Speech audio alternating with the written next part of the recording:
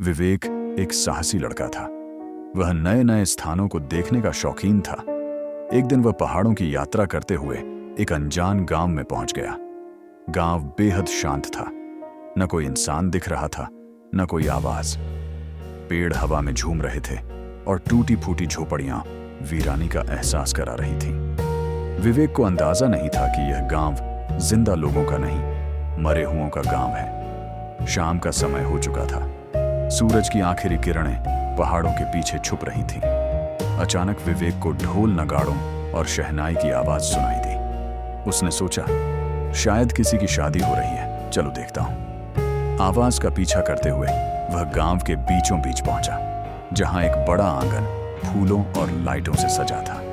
लोग नाच गा रहे थे, खुशियां मना रहे थे। जैसे ही विवेक ने आंगन में कदम रखा, सभी ने मुस्कुराकर उसकी ओर देखा। महिलाएं रंगीन साड़ियों में, पुरुष सफेद धोती पगड़ी में थे। दूल्हा दुल्हन बेहद खूबसूरत लग रहे थे।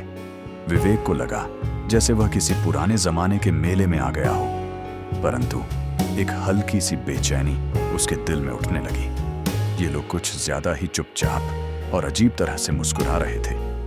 विवेक ने ध्यान दिया कि यहाँ किसी की भी परछाई जमीन पर नहीं पड़ रही थी। उसने दूल्हे के पैरों पर नजर डाली।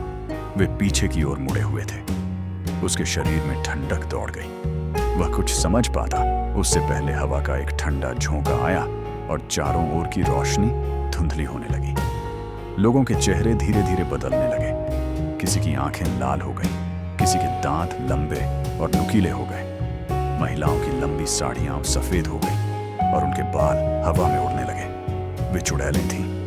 पुरुष कंकाल जैसे भूत बन गए। संगीत चीखों और डरावनी हंसी में बदल गया। दूल्हा, जो अब हड्डियों का ढांचा बन चुका था, विवेक की ओर बढ़ा और फुसफुसाया, तुम अब हमेशा हमारे साथ रहोगे। बाकी चुड़ैलें और भूत उसके चारों ओर नाचने लगे। विवेक को लगा जैसे उसकी सांस रुकने वाली है। किसी ने उसका हाथ पकड़ लिया। वह बर्फ जैसा ठंडा था। विवेक ने पूरी ताकत से खुद को छुड़ाया और दरवाजे की तरफ भागा। दरवाजा जैसे खुद ब खुद खुल गया और वह बाहर निकल आया। बिना पीछे देखे वह अंधेरे जंगल में दौड़ता चला गया। जब उसने सांस लेने के लिए रुककर पीछे देखा, गांव वहां था ही नहीं, बस एक वीरान मैदान, टूटी बाड़ और ठंडी हवा का झोंका। लेकिन हवा में अब भी वही शहनाई की हल्की गूंज सुनाई दे रही थी। उस रात से विवेक ने कभी उस रास्ते पर कदम नहीं रखा, लेकिन सपनों में आज भी उसे लाल आंखों वाली चुड़ैलों की हंसी सुनाई देती है।